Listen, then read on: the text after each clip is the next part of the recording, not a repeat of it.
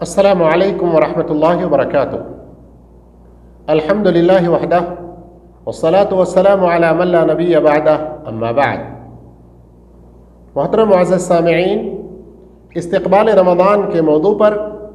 آئیے کچھ ضروری گزارشات آپ کے سامنے پیش کرتے ہیں، امید کرتے ہوئے کہ پوری توجہ کے ساتھ ان کو سن کر آنے والے اس ماہ مبارک میں ان چیزوں کا ضرور خیال رکھیں گے۔ پہلی بات اس سلسلے میں یہ ہے کہ رمضان کی جو بے شمار فضیلتیں ہیں اور اس کا جو اونچا مقام ہے، جس قدر ممکن ہو سکے آپ سے ان کو جاننے کی کوشش کیجیے۔ حدیثوں کی روشنی میں، قرآنی آیات کی روشنی میں اور قرآن و سنت کے مطابق بیان کرنے والے علماء کرام کی تقریروں کو سنتے ہوئے، اور یاد رکھیں مختصر طور پر کہ یہ مبارک مہینہ نزول قرآن کا مہینہ ہے، صدقہ خیرات کا مہینہ ہے، روزوں کا مہینہ ہے، تلاوت قرآن کا مہینہ ہے۔ اس میں رب کی بخششیں، اس کی رحمتیں حاصل کر کے اس کی جنتوں میں داخلے کا مہینہ ہے۔ جہنم سے بچنے والے کام ان سے رک کر اپنے آپ کو ان گناہوں سے دور رکھ کر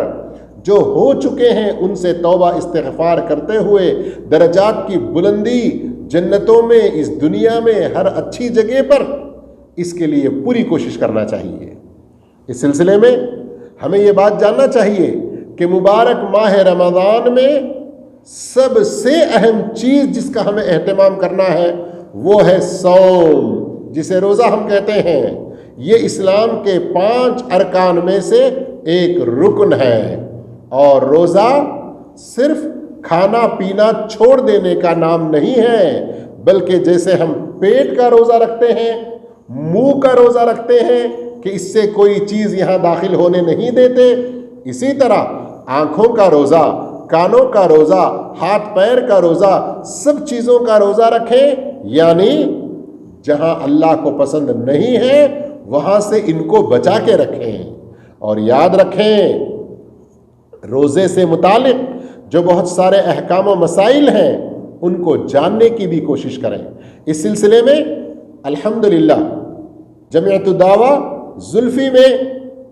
جو مختلف زبانوں میں،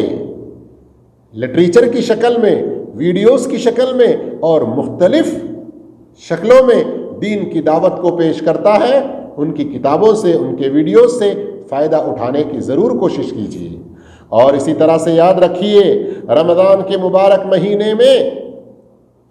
بالخصوص اس مہینے میں جتنا زیادہ ممکن ہو سکے گناہوں سے اپنے آپ کو بچا کے رکھیں۔ جی ہاں، اس لیے کہ گناہ ہی سبب ہوتے ہیں رب کی رحمتوں کو پانے میں رکاوٹ،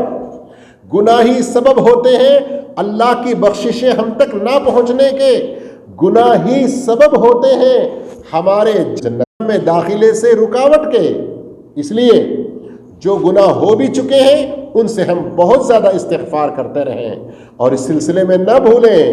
ہمارے سلف صالحین رحمہم اللہ اپنے رمضان کو کس طرح سے گزارتے تھے، کتابوں کو پڑھ کر، اس سلسلے کے علماء کرام کے بیانات کو سن کر ضرور حاصل کریں۔ خصوصی طور پر عربی جاننے والے احباب امام ابن رجب رحمہ اللہ کی لطائف المعارف اور اس سلسلے میں حال السلف فی رمضان، ان چیزوں کو ضرور پڑھنے کی اور سمجھنے کی کوشش کریں۔ کیوں؟ لِنُثَبِّتَ بِهِ فُؤَادَكَ، جیسے اللہ رب العالمین نے فرمایا کہ ہم یہ جو قصے بیان کرتے ہیں، سلف کے جو واقعات بیان کرتے ہیں، ان کے ذریعے اپنا ایمان اور ثابت ہوگا۔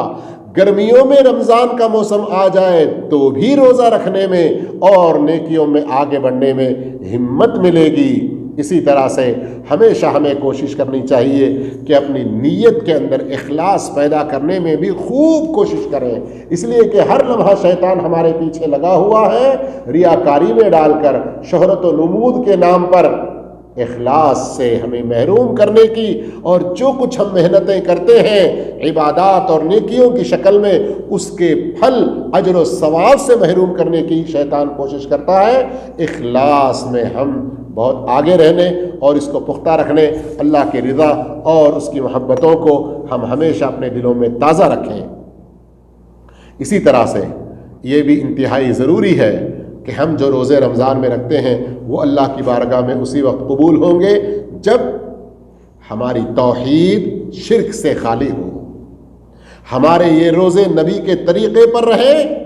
دوسروں کی منمانی، بزرگوں کے، اماموں کے اور مرشدوں کے طریقوں سے ہٹ کر نبی کے طریقے پر کریں۔ اور اسی طرح یہ بھی ضروری ہے کہ ہم نمازوں کی پابندی کریں، اس لیے کہ نماز صوم سے، روزے سے بڑھ کر پہلا فریضہ ہے کلمے کے بعد۔ اگر کلمے کے بعد اس پہلے فریضے نماز کی کوئی اہمیت ہمارے ہاں نہ رہی تو پھر ہماری تراویحاں، ہمارے روزے اور ہماری ساری نیکیاں برباد ہو جائیں گی۔ آپ اگر چاہتے ہیں کہ آپ کا یہ رمضان اللہ کی پسند کے مطابق گزرے تو آپ اللہ کے پسندیدہ بندوں کی صحبت اختیار کریں، نیک لوگوں کی صحبت اختیار کریں، اچھے لوگوں کے ساتھ میں رہنے کی کوشش کریں، اور جتنا زیادہ نیک لوگوں کی صحبت اختیار کریں گے تو آپ کے اندر